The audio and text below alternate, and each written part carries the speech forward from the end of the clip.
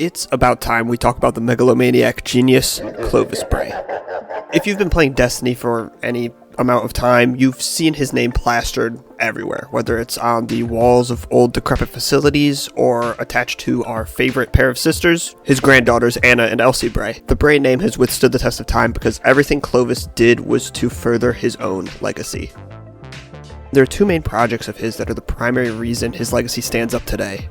In my first draft of this script, I went more into depth on these projects, the Warmind project and the Exo project, but there's just so much in both of those that they deserve their own videos, which you can find in the description below.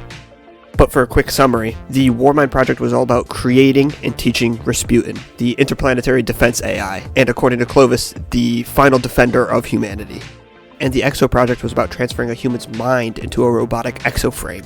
And it was this project that would lead to Clovis's temporary downfall and his eventual pseudo-immortality. During the Golden Age, miners on the moon discovered what was dubbed the K1 anomaly, and Clovis Bray used this anomaly to interact and communicate with something he called Clarity. Clarity told him to go to Europa and find the secret of immortality that he's been seeking for years.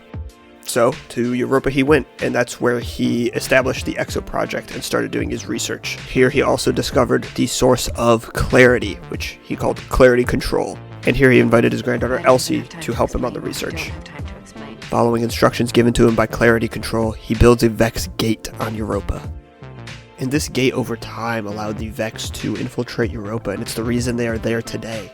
But back then, the Vex started corrupting Clovis's team of Exo researchers, all the way to the point where the Vex infection spread to Clovis himself, which began corrupting his body at a molecular level. And he would have been killed by that corrupted Exo team, if not for Elsie, who had uploaded herself into an Exo body to save his life. But at the end of the day, he was still infected, so he had to upload himself into an Exo too.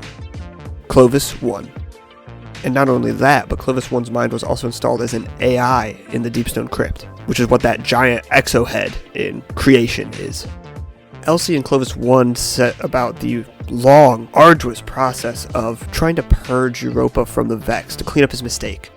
And this caused Clovis One to go through many resets. And eventually, after they shut down the giant exo mind in Creation, it is Clovis 43 who finally resets himself to the point where he forgets his own identity as Clovis. And all that's actually covered in the quest for the exotic sword, the Lament, where we find out that this finally reset Clovis, who would be technically Clovis 44, is our friend, the gunsmith, Banshee 44. But eventually, after all that trouble, the exo mind in Creation awakens again. And whoops, this one's on us. It's that whole crashing the space station thing we do in Deepstone Crypt, on top of us just infiltrating the Deepstone Crypt in general. That's what reactivates him. Anna and Elsie attempt to use this reactivation to their advantage, trying to discuss with Clovis their continued research on stasis. And in a moment that shows us Clovis has not changed one bit, he is mad. Stasis, for Clovis, was never meant to better humanity. It was meant to further his own legacy. It was to be kept under the Bray family name, and that's it. And after that moment, you surely feel, well, obviously we can't trust Clovis. He's just going to be in it for himself. Well, maybe that's something we should have reminded Anna and told Osiris about. In Season of the Seraph, we, with their help, approached Clovis, asking him for assistance in reviving Reboot, bringing him back online. We upload Clovis into the experimental exoframe in the Helm, and he gives us the plan of finding Reboot's subminds, using those as a basis to reactivate Reboot.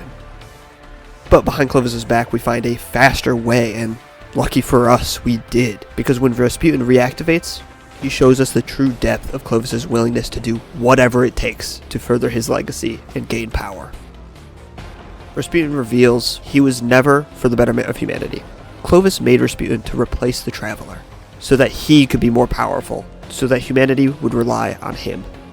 And even worse, Clovis's new plan, not to revive Reboot. He was going to use those subminds to make him, the Clovis AI, the machine god, to upload the Clovis AI into the Warminds, to make he himself the all-powerful machine god. And he would have gotten away with it too, if it weren't for those dang kids and that dumb dog.